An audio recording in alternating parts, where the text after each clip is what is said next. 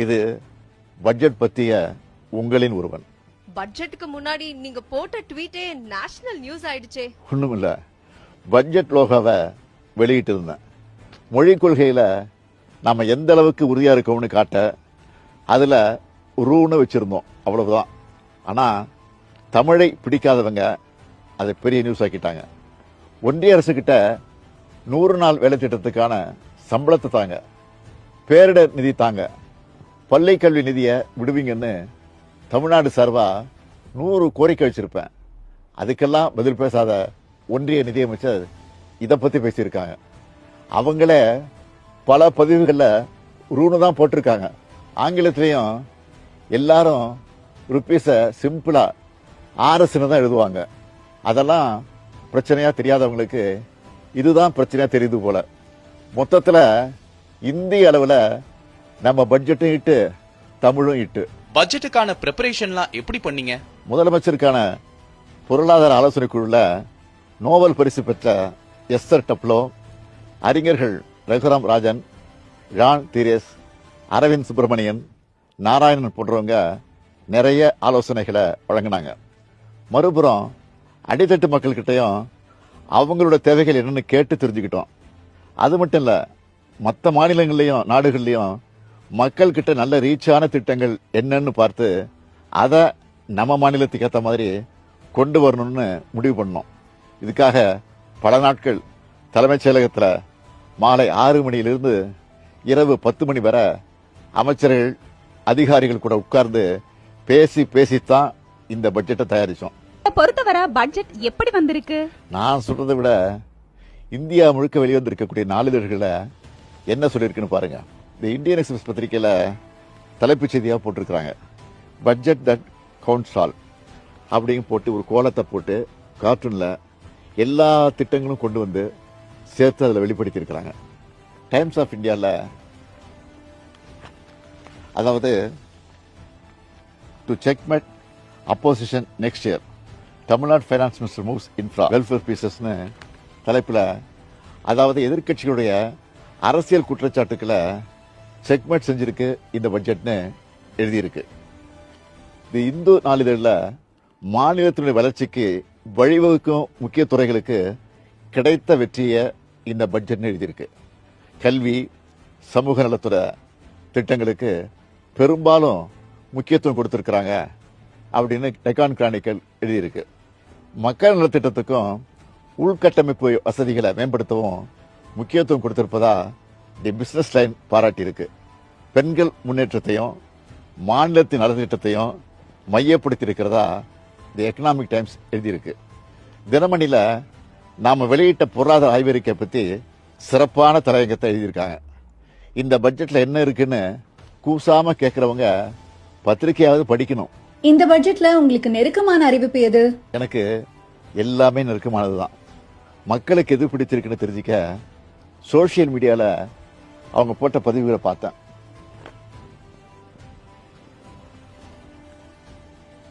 ஸ்கர்லட் விம்னல் என்ற Twitter ID பெண்கள் பாதிப்புக்குள்ளாகிற கருப்பை வாய் புற்றுநோய்க்கான தடுப்புக்கான மருந்தை அரசே இலவசமா தரணும்னு என்னை டேக் பண்ணியிருந்தாங்க. இந்த திட்டத்தை செயல்படுத்த நினைச்சிருந்தோம். இப்போ இந்த பட்ஜெட்ல அதுக்கான அறிவிப்பை வெளியிட்டு இருக்கிறோம்.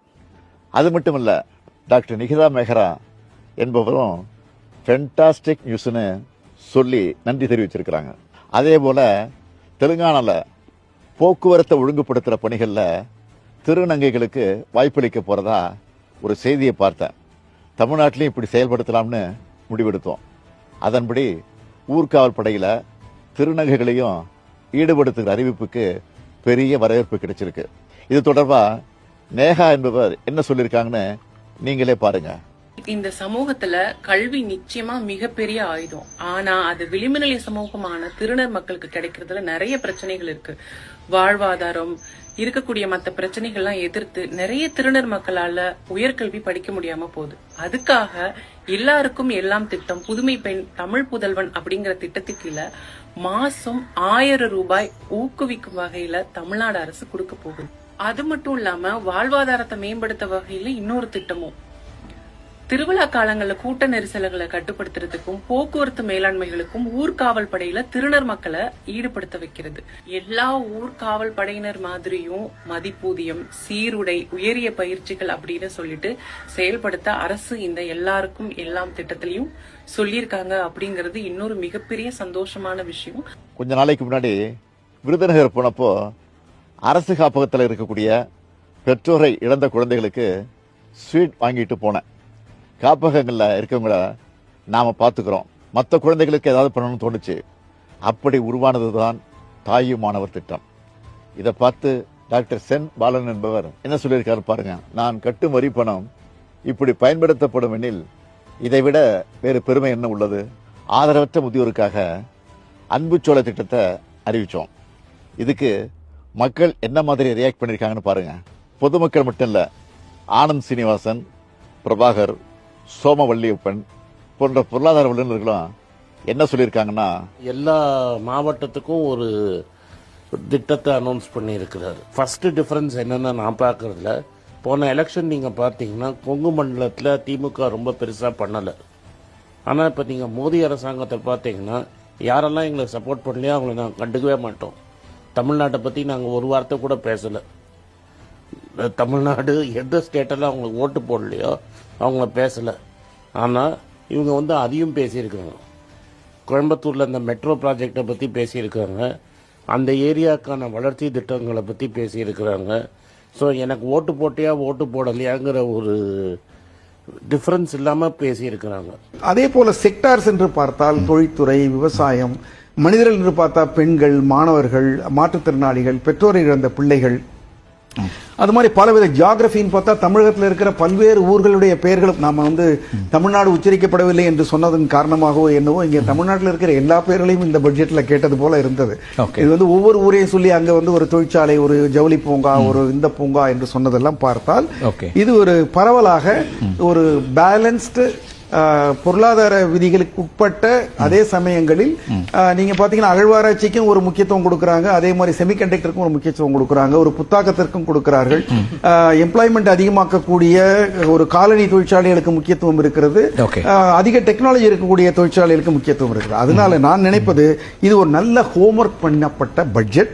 Hoffman, who is a Nobel Prize winner, he has studied and found that if you invest 1% of money in the noon meal and giving them breakfast, it will give rise to approximately 14% in your GDP. It is something like a fixed deposit. You deposit, you get the money after 30 to 40, over a period of 30 to 40 years. For example, the Tamil Nadu government own resources is 74%. And only maximum 20-22% is coming from central government. So it is not literally depending on the union funds for its sustenance. For its social welfare schemes. Therefore, will Tamil Nadu will bankrupt me? Absolutely not possible, because you can borrow up to 28% of your budgeted amount. So far, the borrowing is only 26%. Okay. While Punjab, 47%. It is just borrowing 47%, which is far above than the 28% given by RBI. Bihar is borrowing 46%. But Tamil Nadu has not crossed that Lakshman Rekha of 28%. In fact, even this budget, it is 26% only, and the deficit it has reduced to 41,000 crores. இப்படி இது எல்லோருக்கும் எல்லாம் budget. எதிர்க்கட்சிகளோட விமர்சனங்களை பத்தி என்ன நினைக்கிறீங்க? ஆக்கப்பூர்வமான விமர்சனங்கள் இருந்தா அதை நம்ம பரிசீலிக்கலாம். ஏதாவது நெகட்டிவா சொல்றதுக்காகவே சிலர் சொல்றது அரசு மேல இருக்கக்கூடிய வன்மம் மட்டும்தான் தெரியுது. உருப்படியா எதுவும் இல்லை. இருந்தாலும் நம்ம எந்த அளவுக்கு சிறப்பாக செயல்பட்டு இருக்கோம் என்பதற்கு சில எடுத்துக்காட்டுகளை ஆதாரபூர்வமா சொல்ல விரும்புகிறேன். 2011 2016 வரைக்கும் நம்முடைய கடன் வளர்ச்சி என்பது 108 விழுக்காடு. இதுவே 2016 2021 128 விழுக்காடா அதிகரிச்சது. ஆனா நம்ம திராவிட மாடல் அரசு பொறுப்பேற்றதிலிருந்து இப்ப வர 93 விழுக்காடுன்னு இதை குறைச்சிருக்கிறோம். கடன் எல்லாமே கட்டுக்குள்ள இருக்கா? எந்த வகையில மத்த மாநிலங்களை விட தமிழ்நாடு தனித்துவமா இருக்கு? தமிழ்நாட்டுடைய கடன் கட்டுக்குள்ள இருக்குன்னு அண்மையில வெளியான பொருளாதார ஆய்வறிக்கையும் தெளிவுபடுத்தியிருக்கு. கடன் வாங்காத அரசுன்னு எதுவும் இல்லை. அப்படி வாங்குகிற கடனை முறையா செலவு பண்றோமா என்பதுதான் முக்கியம். அந்த வகையில எதிர்கால தலைமுறைக்கான முதலீடாதான் திராவிட மாடல் அரசு கடன் தொகையை செலவு பண்ணியிருக்கு.